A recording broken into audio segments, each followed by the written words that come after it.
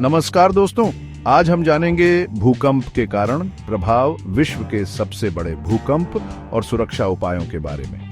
तो चलिए शुरू करते हैं। हमारी पृथ्वी एक गतिशील ग्रह है।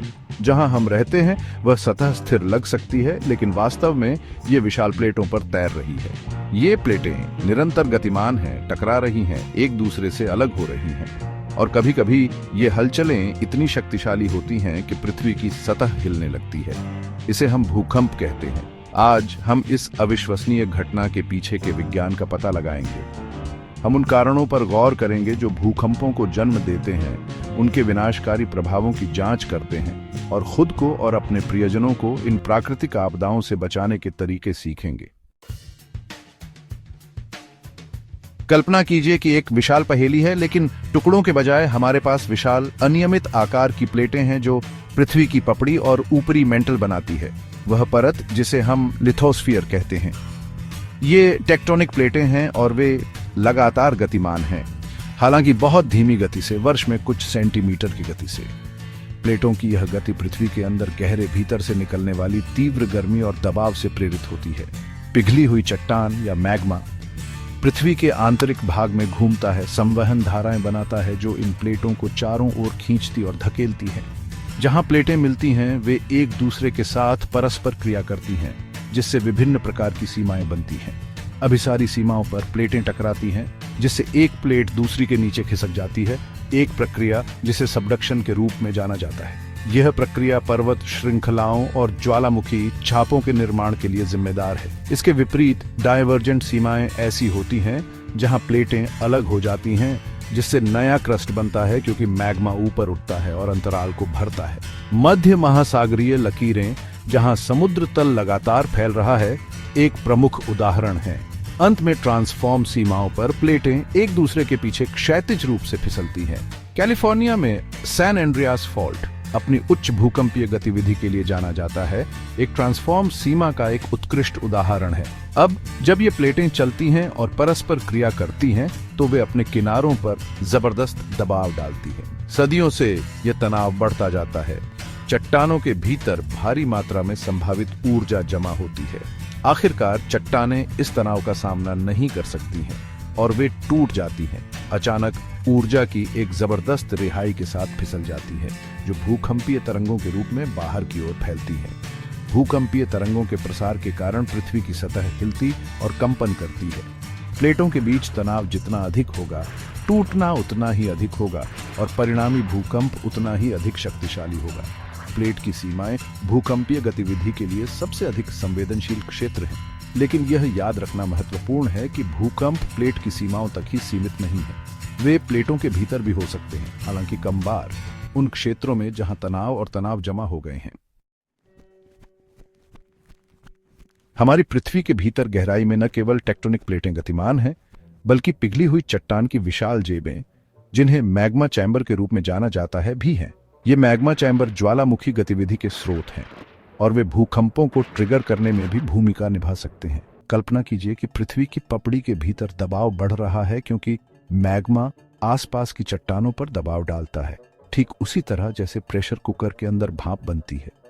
यह दबाव इतना तीव्र हो सकता है कि यह आसपास की चट्टान को तोड़ दे, जिससे मैग्मा सतह पर अपना रास्ता बना सके। मैग्मा का यह अचानक विस्फोट ज्वालामुखी विस्फोट का कारण बनता है। ज्वालामुखी विस्फोट से जुड़े भूकंप दो मुख्य तंत्रों के माध्यम से उत्पन्न हो सकते हैं: मैग्मा की गति और विस्फोटक शक्ति। जैसे ही मैग्मा ऊपर की ओर धकेलता है, यह अपने ऊपर की चट्टानों में दरारें और फ्रैक्चर बनाता और प्रचारित करता है। मैग्मा की यह गति भूकंपीय तरंगों को ट्रिगर कर सकती है, जो ज्वालामुखी भूकंप के रूप में महसूस की जाती है। इसके अतिरिक्त एक विस्फोटक ज्वालामुखी विस्फोट से पृथ्वी की पपड़ी में महत्वपूर्ण झटके लग सकते हैं। विस्फोट की हिंसक प्रकृति गैसों, राख और ज्वालामुखी चट्टान के तेजी से विस्तार के साथ मिलकर आसपास की चट्टानों में भूकंपीय तरंगें भेज सकती हैं, जिससे पास और दूर भूकंप आते हैं। यह ध्यान रखना महत्वपूर्ण है कि सभी ज्वालामुखी विस्फोट भूकंपों से जुड़े नहीं हैं।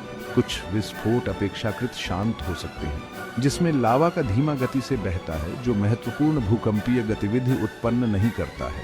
हालांकि बड़े विस्फोट विनाशकारी भूकंप पैदा कर सकते हैं जो व्यापक क्षति और जीवन की हानि का कारण बनते हैं। ज्वालामुखी भूकंप ज्वालामुखी विस्फोट के अग्रदूत के रूप में काम कर सकते हैं, जो वैज्ञानिकों को संभावित विस्फोटों की निगरानी और भविष्यवाणी करने के लिए एक मूल्यवान उपकरण प्रदान करते हैं। ज्वालामुखी क्षेत्रों के आसपास भूकंपीय गतिविधि में परिवर्तनों का पता लगाकर शोधकर्ता बढ़ती हलचल के संकेतों की पहचान कर सकते हैं और संभावित विस्फोटों के बारे में चेतावनी जारी कर सकते हैं, जिससे संभावित रूप से जान बच सकती है और नुकसान कम हो सकता है।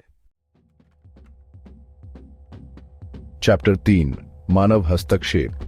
जब हमारी क्रियाएं पृथ्वी को हिला देती हैं, जबकि भूकंप मुख्य रूप से प्राकृतिक घटनाएं हैं, यह स्वीकार करना महत्वपूर्ण है कि मानव गतिविधियां भी इन विनाशकारी घटनाओं को ट्रिगर करने में भूमिका निभा सकती हैं।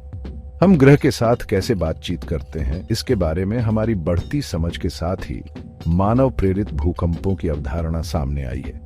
मानव गतिविधियों से भूकंप पैदा करने वाले सबसे महत्वपूर्ण तरीकों में से एक पृथ्वी की पपड़ी में तरल पदार्थों का इंजेक्शन या निष्कर्षण है। उदाहरण के लिए तेल और गैस निष्कर्षण भूतापीय ऊर्जा उत्पादन और अपशिष्ट जल निपटान जैसी प्रक्रियाओं में बड़ी मात्रा में तरल पदार्थ को भूमिगत जलाशयों में इंजेक्ट करना या निकालना शामिल है।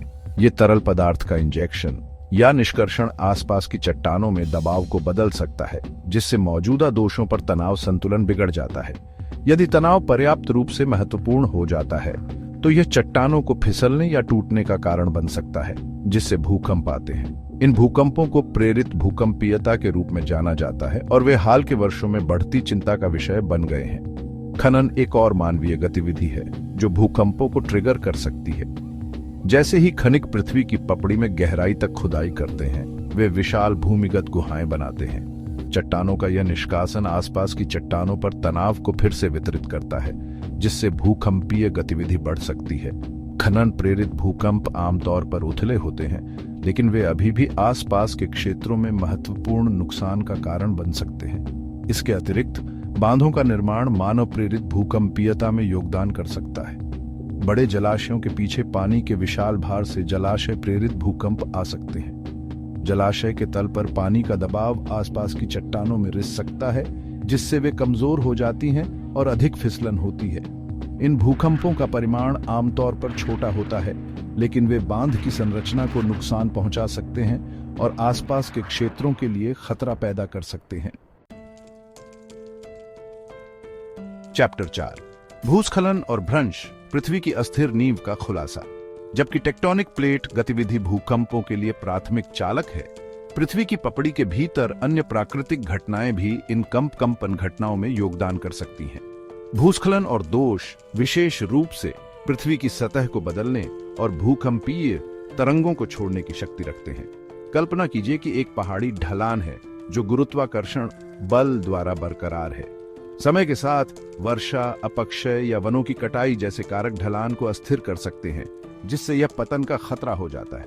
जब ढलान की ताकत गुरुत्वाकर्षण बल का सामना करने के लिए अपर्याप्त हो जाती है, तो यह अचानक और विनाशकारी रूप से ढह सकता है, जिससे भूस्खलन हो सकता है। भूस्खलन के दौरान चट्टकों, मिट्टी और मलबे की विशाल गति आसपास के क्षेत्र में महत्वपूर्ण भूकंपीय तरंगें उत्पन्न कर सकती है।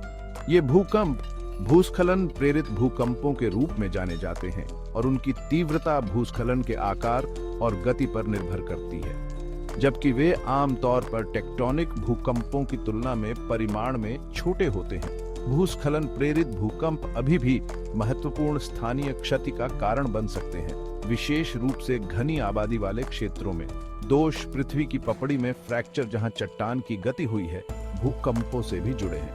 जैसा कि हमने पहले चर्चा की है, टेक्टोनिक प्लेटों की गति इन दोषों के साथ तनाव पैदा करती है। समय के साथ यह तनाव एक महत्वपूर्ण स्तर तक बढ़ सकता है, जिससे चट्टानें अचानक फिसल जाती हैं और भूकंप आते हैं।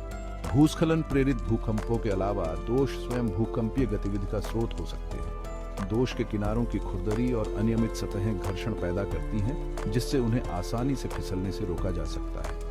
नतीजतन तनाव जमा हो सकता है जब तक कि वह घर्षण बल पर काबू पाने के लिए पर्याप्त मजबूत न हो जाए, जिससे अचानक टूटना और भूकंप आ जाए। दोस्तों, आज हमने भूकंप के कारणों और प्रभावों के बारे में जाना। ये याद रखना जरूरी है कि हमारी पृथ्वी एक गतिशील ग्रह है और भूकंप इसकी प्राकृतिक प्रक्रिया का एक हिस्सा है। हालांकि हम भूकंपों को रोक नहीं सकते, लेकिन हम उनके प्रभावों को कम करने के लिए कदम उठा सकते हैं। जागरूकता, तैयारी और उचित सुरक्षा उपाय करके हम इन प्राकृतिक आपदाओं से होने वाले जोखिमों को कम कर सकते हैं और अपनी और अपने समुदायों की रक्षा कर सकते हैं। अगर आपको यह वीडियो पसंद आया हो तो लाइक करें, कमेंट करें और हमारे चैनल को सब्सक्राइब करना न भूलें।